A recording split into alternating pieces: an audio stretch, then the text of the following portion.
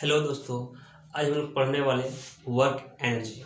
ये बहुत ही important topic है और चैप्टर भी बोल सकते हैं, क्योंकि इसमें अगर हम क्लास 9 की बात करें तो भी ये पढ़ना है और आपको क्लास 11 में भी पढ़ना है। तो चलिए बिना समय बर्बाद करते हुए वर्क में आते हैं। अच्छा, बेसिकली आप वर्क के बारे में जानते हैं। जैसे मान लीजिए कोई इंसान है, कोई ह्यूमन बींग्स है, तो वो काम करने का रेट होता है, वर्क करने का रेट होता है। जैसे हम लोग अपने डेली लाइफ में खेलते कूदते हैं, पढ़ते हैं, कहीं भी जाते हैं, तो वो टर्म हम बेसिकली क्या करते हैं, उसको हम वर्ब के काउंट पे रखते हैं। बट यहाँ पे उसका मतलब वो नहीं है। वर्क को हम उस तरह से डिफाइन नहीं करेंगे। वर्क को हम कैसे डिफाइन करेंगे कि जब हम किसी ऑब्जेक्ट को जब हम किसी ऑब्जेक्ट को फोर्स लगाएं और वो ऑब्जेक्ट डिस्प्लेस हो। अगर हम किसी ऑब्जेक्ट पर फोर्स लगाएं और वो ऑब्जेक्ट डिस्प्लेस हो तो हम कहेंगे कि इस ऑब्जेक्ट पे वर्क किया जा रहा है, अदरवाइज वर्क नहीं किया जा रहा है। खेलना, दौड़ना, लिखना, पढ़ना ये साइंस का टर्म में से काम नहीं माना जाएगा। बट ऐसे अगर हम देखा जाए तो आप ग्रामर पे पढ़े होंगे कि ये सब क्या है, वर्ब है, क्रियाएं हैं। बट साइंस के टर्म में उसे कार्य का दर्जा नहीं दिया जाएगा और साइंस के टर्म में उसे वर्क का दर्जा नहीं दिया जाएगा। तो वर्क बेसिकली क्या होता है, वर्क अगर हम डिफाइन करना चाहे तो हम कैसे डिफाइन करेंगे? The product of force and displacement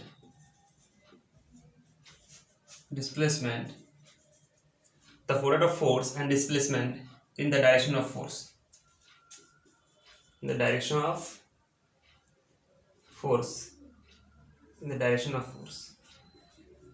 ठीक है। सपोज कीजिए कि अगर हम किसी ऑब्जेक्ट को फोर्स लगा रहे हैं किसी ऑब्जेक्ट पर, अगर हम फोर्स लगा रहे हैं, ये सरफेस, तो जब हम किसी ऑब्जेक्ट पर फोर्स लगाएंगे तो ऑब्जेक्ट डिस्प्लेस होगा।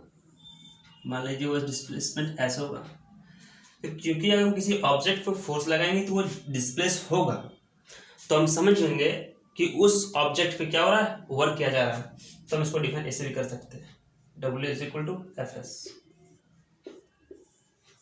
ठीक है, वर्क।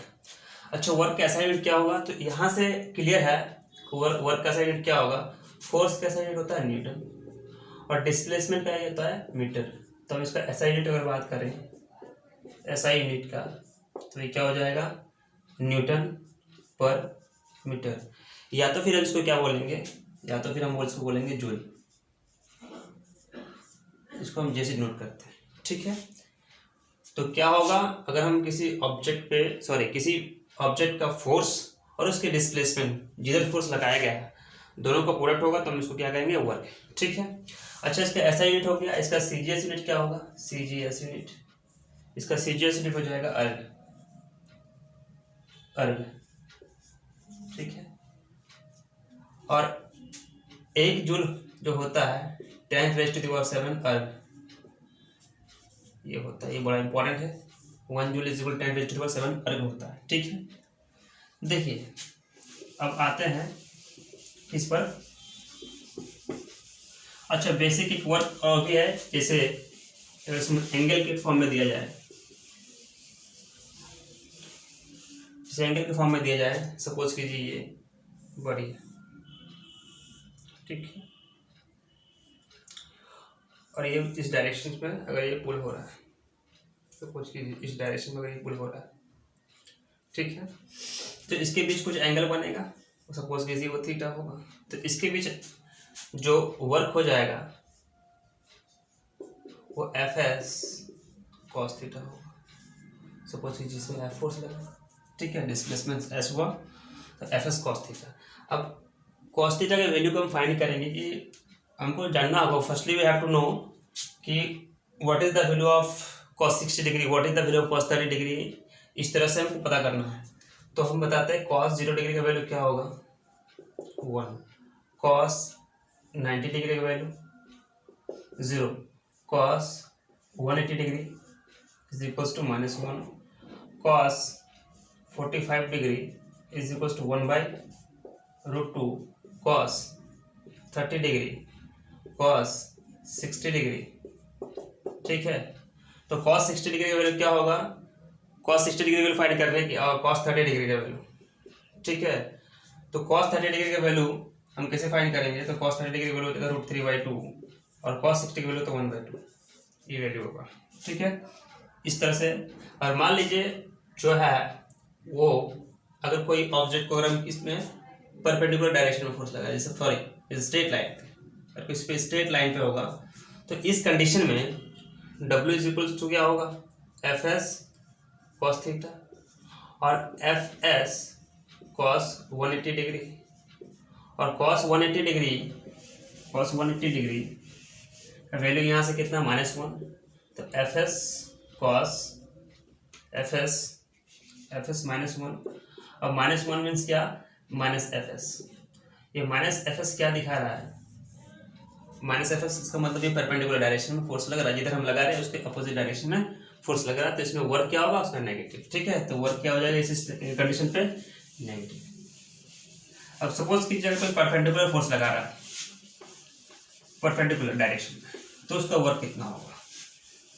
लेट्स से अगर हम ये बोले कि ये ऑब्जेक्ट है, ठीक है, और इसमें कोई फोर्स लगा रहा है, सपोज कीजिए यहाँ पे इस तरह से, तो इसके बीच कितना एंगल बनेगा, 90 डिग्री का, और इसके बीच अगर 90 डिग्री बनेगा तो वर्क कितना हो जाएगा, वर्क इज इक्वल्स टू होता है Fs cos 90 degree, sorry cos theta, और cos theta is equals to क्या, Fs cos 90 डिग्री, और cos 90 डिग्री Fs 0 डिग्री, और 0 मीन्स क्या, वर्क 0।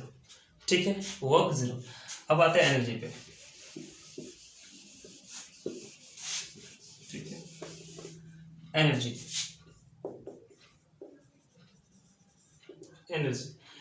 क्या होता है, बेसिकली आप एनर्जी से अवेयर हैं। हम जनरली जब कोई वर्क को किया जाता है तो हम बोलते हैं कि इसमें ज़्यादा पोटेंशियल है, ज़्यादा एनर्जी है। कोई यंग है और कोई सीढ़ी में चल रहा है, और कोई ओल्ड है वो सीढ़ी में चढ़ रहा है, तो हम बोल सकते हैं कि जो यंग है वो ज़्यादा इस स्लाइडर में चढ़ जाएगा, और जो एज दरार है जिसका एज ज़्यादा हुआ वो थोड़ा टाइम लगाएगा। इसका मतलब है कि उसमें क्या है, एनर्जी ज़्यादा है, तो एनर्जी जब ज़्यादा है तो काम क्या करेगा, वर्क जो करेगा वो थोड़ा टाइम नहीं करेगा, और जिसके पास एनर्जी ज़्यादा है वो टाइम कम लगाएगा। तो एनर्जी क्या होता है, बेसिकली कुछ नहीं, the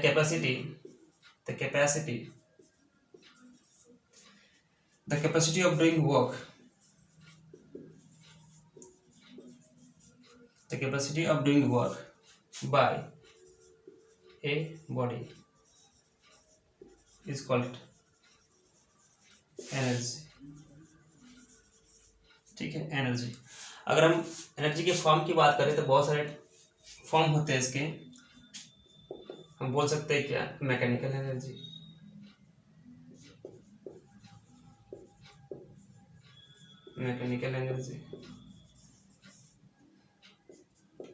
heat energy,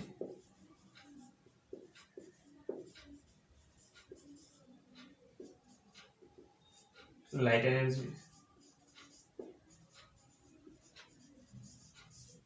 energy, chemical energy,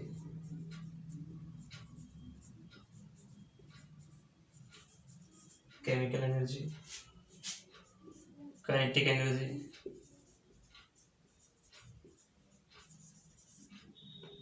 potential energy,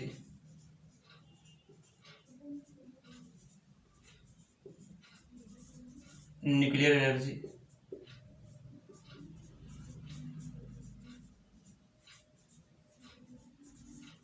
ठीक है, और भी बहुत टाइप्स है एनर्जी के। ठीक है, तो पहला mechanical energy, heat energy, light energy, chemical energy, kinetic energy, potential energy, nuclear energy.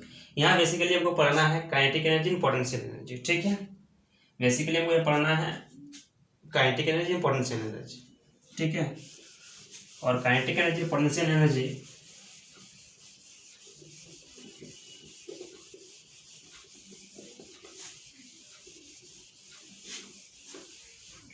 देखिए, मैकेनिकल एनर्जी जो होता है, मैकेनिकल एनर्जी जो है वो काइनेटिक एनर्जी और पोटेंशियल एनर्जी का सम होता है। काइनेटिक एनर्जी और पोटेंशियल एनर्जी का सम होता है। ठीक है, अब यह समझते हैं काइनेटिक एनर्जी के बारे में। चलिए,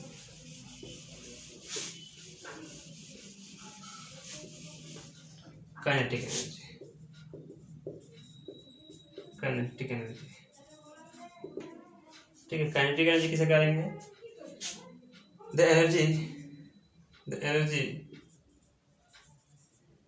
the energy the energy due to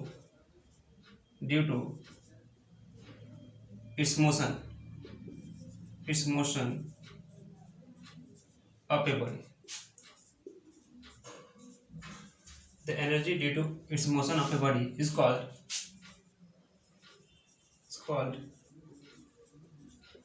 kinetic energy. अब काइनेटिक एनर्जी जो है इसका इट इज डिनोटेड बाय के डॉट ई, या फिर हम इसको e raise to the power के कर सकते हैं। अच्छा, काइनेटिक एनर्जी का फॉर्मूला क्या होता है? E K is equals to half M V square.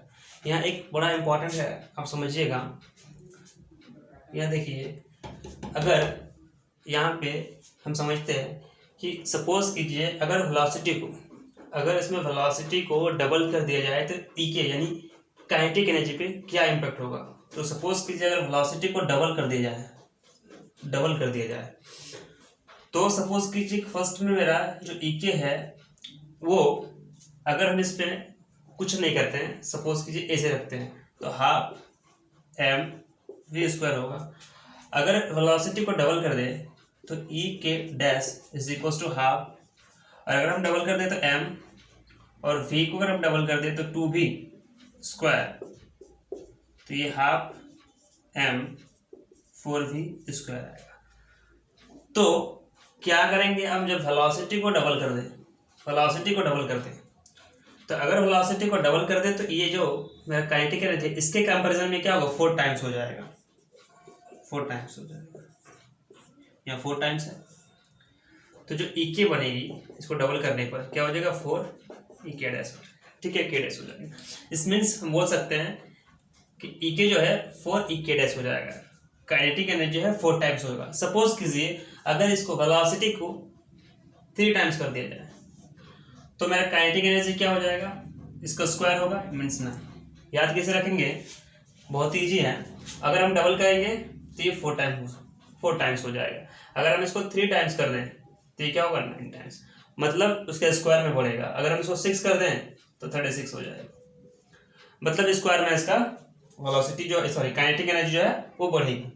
Suppose किसी अगर एम को डबल कर दिया जाए तो काइनेटिक एनर्जी भी क्या होगा, डबल हो जाएगी।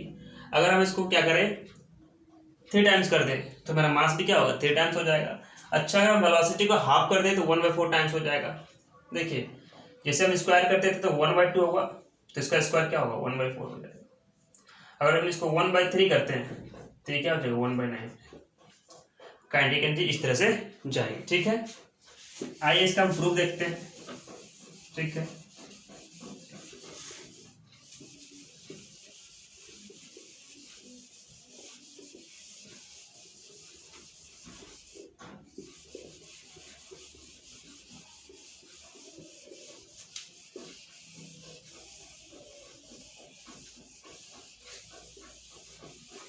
अगर इसका हम डेरिवेशन देखें,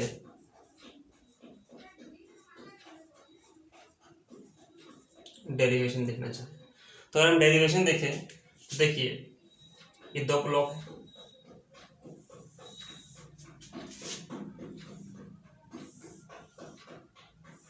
ठीक है, initial velocity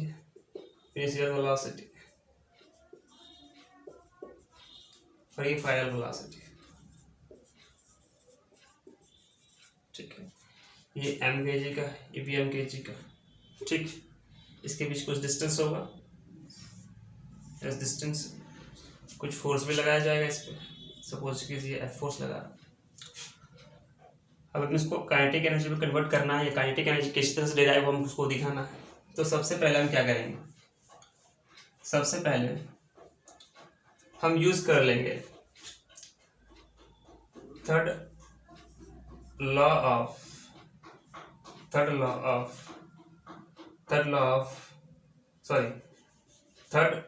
equation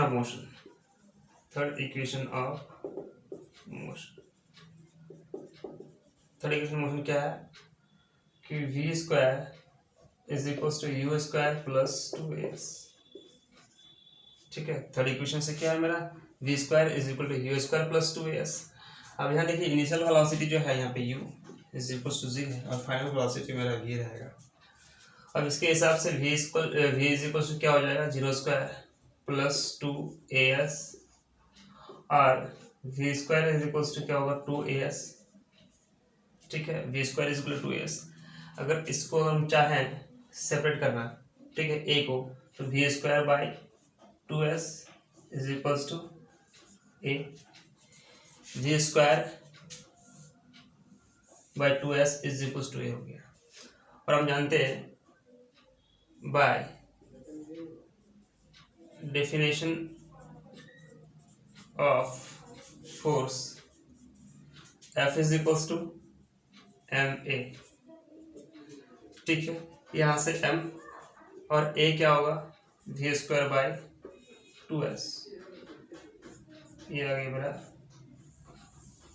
F is equal to mv square by 2s। अब हमको पता है कि वर्क जो होता है वर्क उसको क्या बोलते हैं Fs। ठीक है, F यहाँ पे क्या होगा m v square by 2s और यहाँ पे जो मेरा फोर्स का ये तो हो गया और यहाँ पे s ये s से s कैंसिल हो गया, तो मेरा वर्क इज इक्वल्स टू क्या हो जाएगा। अगर हम वर्क लिखना चाहें तो यहाँ से मेरा आ जाएगा, यहाँ से वर्क इज इक्वल्स टू यहाँ पे आएगा कैंसिल होके हाफ mv स्क्वायर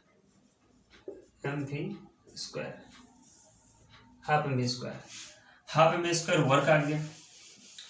और वर्क को हम काइनेटिक एनर्जी में कन्वर्ट कर सकते हैं।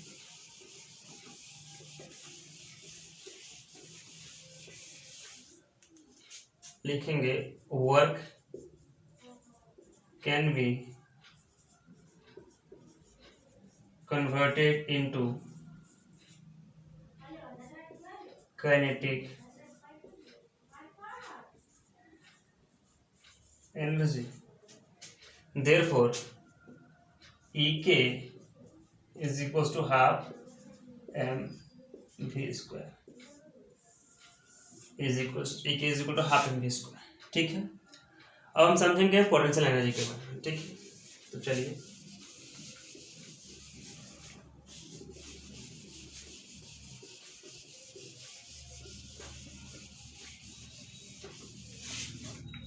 पोटेंशियल एनर्जी देखिए।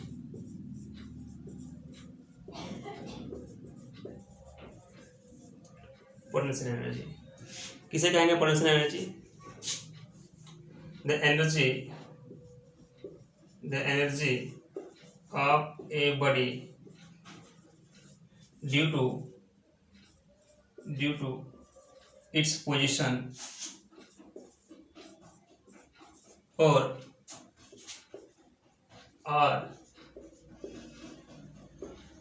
change in shape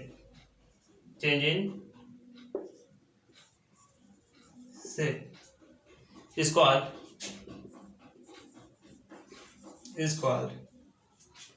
potential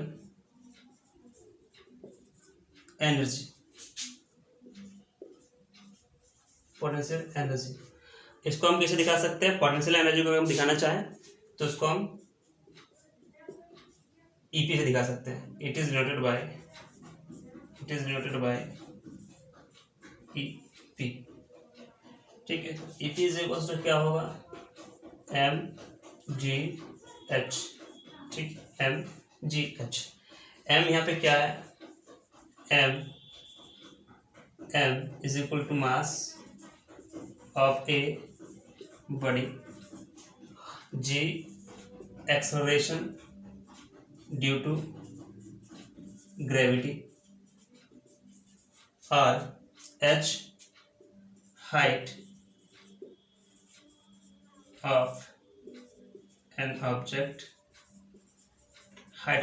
ठीक है, तो यहाँ पे जो m है वो मास बताएगा, g acceleration due to gravity बताएगा और h मीन्स किसी ऑब्जेक्ट को ऊपर से जब फेंका जाता है या नीचे से ऊपर की ओर फेंका जाता है तो वो क्या होता है, वो हाइट पे कंसीडर कर लिया जाता है। ठीक है, चलिए इसका भी प्रूफ देखते हैं, पोटेंशियल एनर्जी को किस तरह से प्रूफ करेंगे।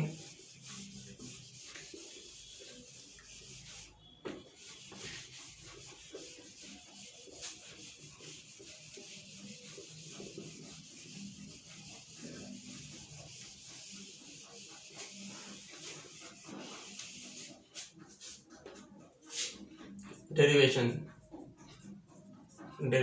Of EP, derivation of EP. ठीक है, इसी तरह से हम भी दो ऑब्जेक्ट लेंगे, एक ही ऑब्जेक्ट लेंगे लेकिन दो जगह पोजीशन कर देंगे इस पर, इस तरह से होगा, और इसके बीच अगर हाइट h है, ठीक है, ये m है, ये भी m है, तो इसमें क्या फोर्स लगेगा जो वो होगा mj। ठीक है, वेट तो हमको पता है, ठीक है, हमको पता है, क्या पता है कि हम फोर्स पढ़ चुके थे। तो अगर फोर्स हमको पता है कि जब कोई ऑब्जेक्ट नीचे की ओर गिरता है तो उसमें वेट लगता है, और वेट हमको पता है कि mg होता है। ठीक है, वेट mg होता है। तो जब किसी ऑब्जेक्ट को नीचे की ओर गिराया जाएगा तो उसमें वेट क्या होगा, क्योंकि यहाँ पे acceleration due to gravity g है, और एक ऑब्जेक्ट को नीचे की ओर आएगी तो क्या होगा, एक an object falls downward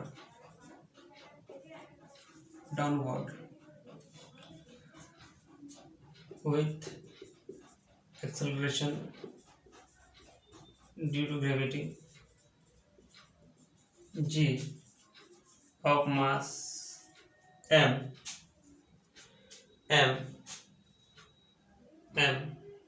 and traveling distance, या फिर हाइट बोलेंगे, डिस्टेंस, या फिर हम उसको हाइट बोल सकते हैं h।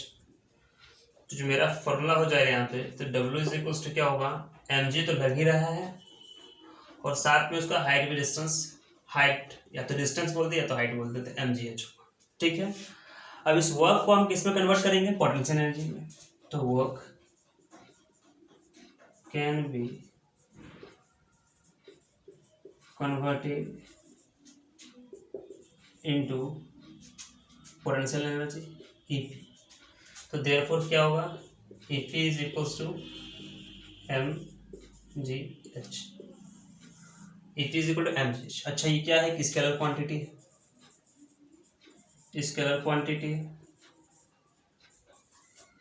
क्वांटिटी, और ऐसा यूनिट इसका वही होगा जो वर्क का हुआ, तो ऐसा यूनिट होगा इसमें जूल।